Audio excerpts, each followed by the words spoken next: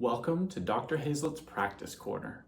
I'm the cello professor at MTSU, and I am looking forward to talking to you about your MTSBOA audition. So this excerpt for the 11-12 orchestra is only labeled as Courant by Bach. But you should know that this is the Courant from Bach's Suite number 6. Now there is a million recordings of this piece. I would direct you to Yo-Yo Ma's recordings, to Honor Bylsma's recordings. Everyone has a Bach recording to recommend. But I like Yo-Yo Ma's recordings because they're straightforward, they're clean, and this movement comes out in a way that I think is going to be helpful for you as you prepare this. When looking at this, one of the main features you need to be aware of is the fact that it is in 3/4. We have to be keeping in mind the sense of 1, 2, 3, 1, 2, 3, 1, 2, 3. When you listen to a recording, I would clap along just the downbeats so that you really get this sense that the downbeats are the organizing factor. One of the issues with this movement is it's so easy for it to sound like it's in 2/4. And then we have these sort of weird uneven phrasing groups and we lose the sense of what this is really about.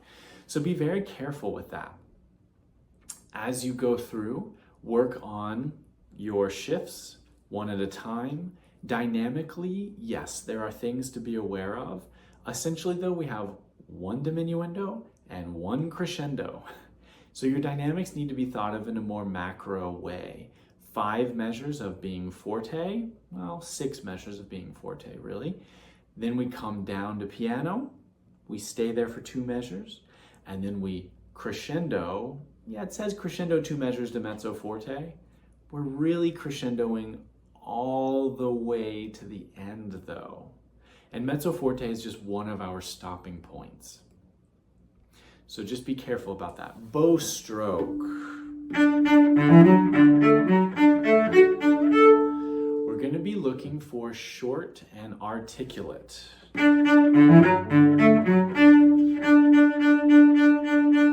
So notice how I am rather far out in the bow. If I try and do it at the frog, it's going to be too heavy for a courant. So we have to find a spot in your bow on your cello that feels good to make that scooping short articulation. I'm not going straight back and forth because if I do, then it's too harsh. And I want my notes to have a tail on them so that they're more like a comma and less like a period.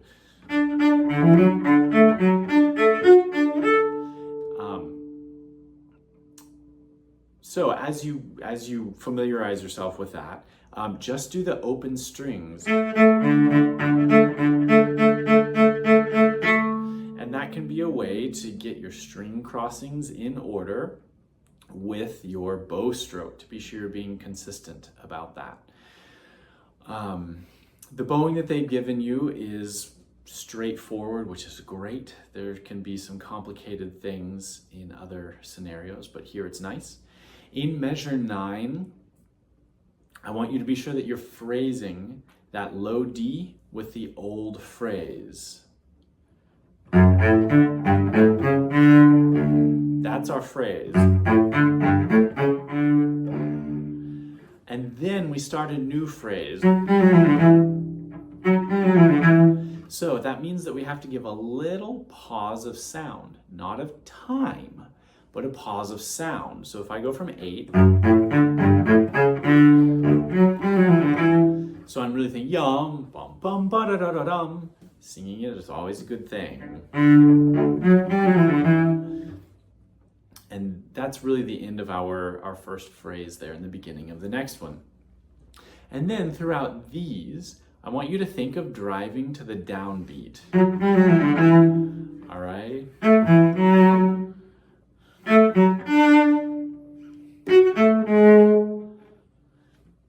And that driving to the downbeat is going to help the music move forward and not be so stodgy as it can sometimes be. And then in measure 13, we get these nice runs. Let those go to the downbeat again. All right. What's the fingering here? So that we're going to that D. And I'm not doing a lot because I know I've got a long way to go with this crescendo. All right. And then throughout these 16th notes, when you practice them, be sure that you are able to hear this.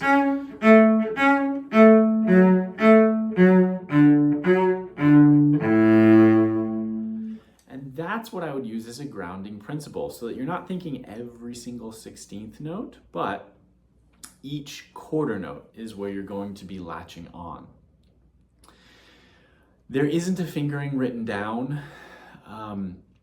For measure 13, what I was doing there, shift back on the C sharp, and then up to 1 on the D. And I like to do 2 on the D so that the pattern matches the one that we just did in measure 13. So 2, and then same fingering that we had before. And then just do this in first position. I find that it works out. Yes, there's a little bit of trickiness at the end of 16, and you could shift up for that. But at the tempo that we want to be going, it can be advantageous to not worry about that.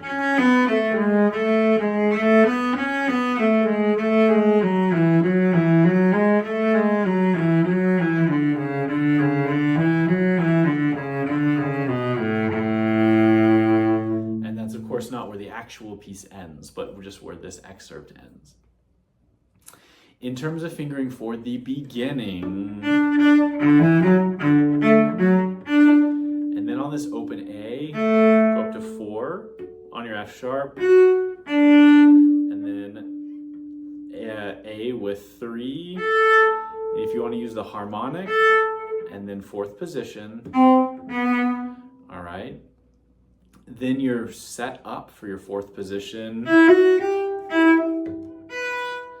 And you can either from here go onto the D string and cheat, or shift back to 4 on that D. So we're at the end of measure 4, or you're gonna have to see what works well for your hand and your cello. If there's a really big color difference right there on your instrument, then I would suggest shifting back into 1st position. And otherwise, at the end of measure 6, do that A with a 4th finger so that you're not having to